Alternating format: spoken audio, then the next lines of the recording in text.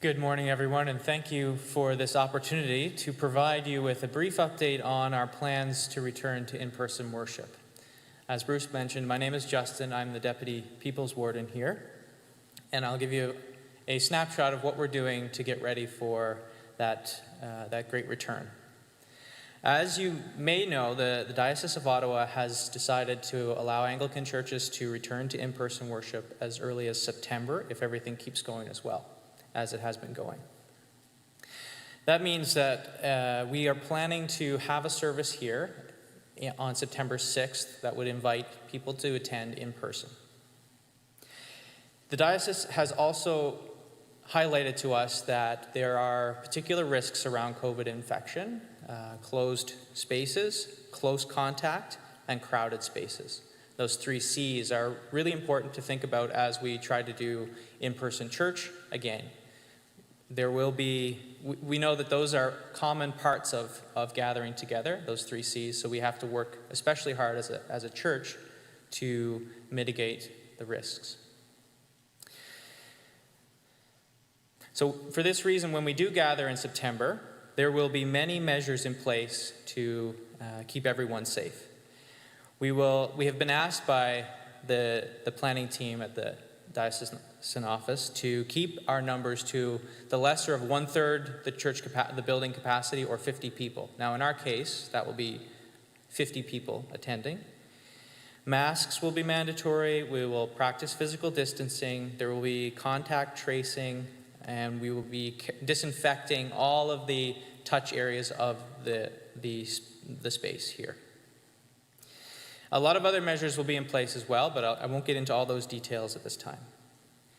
I want to especially note as well that the experience from home, what you've been viewing on YouTube and the hard work that's gone into that, we want to keep that going because we know the majority of our parish will still be worshiping from a distance through that outlet. So we want to put a big emphasis on keeping that flowing and working well for you.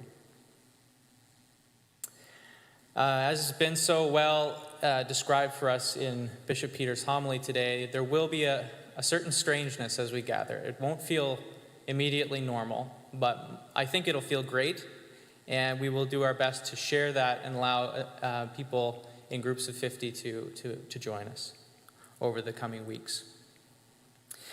The pandemic planning team is consistent of your 2 wardens and your 2 deputy wardens, plus Bishop Peter.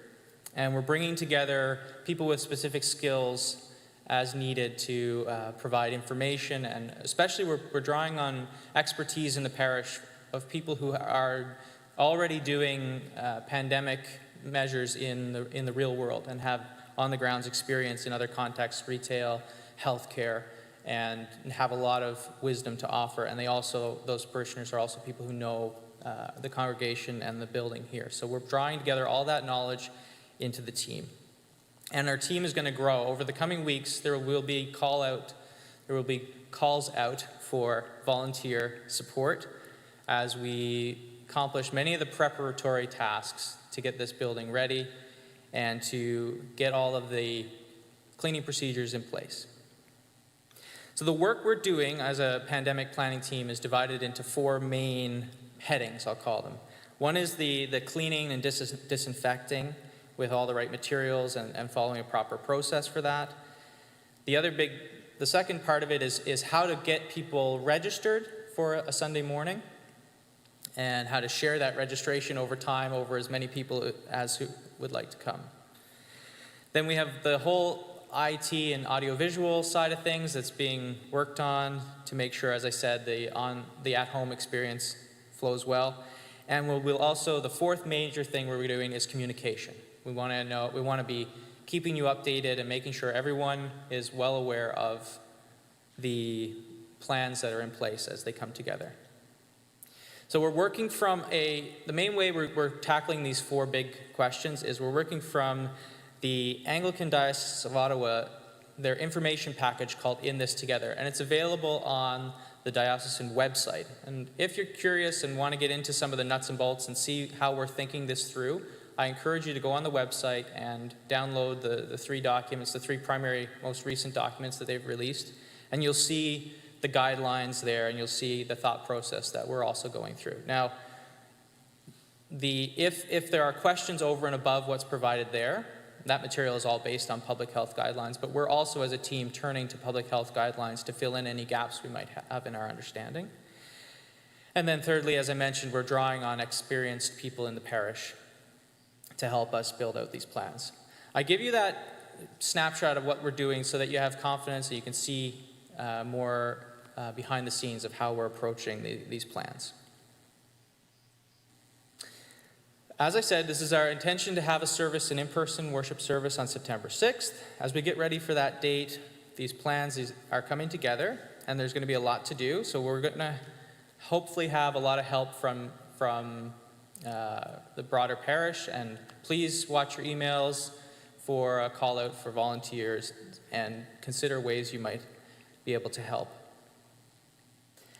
We're committed to making the volunteer roles very clear and manageable so that no one's overwhelmed, and we're hoping to get a lot of people involved so that we can share out these responsibilities. If you have questions, we're going to be setting up an email address called COVID. It's covid@stpaulshk.org. We'll put that on the website, and you'll see that address come out. And we're also going to put up a section on the website where the communication that we're giving each Sunday leading up to this service will also be available for you to read.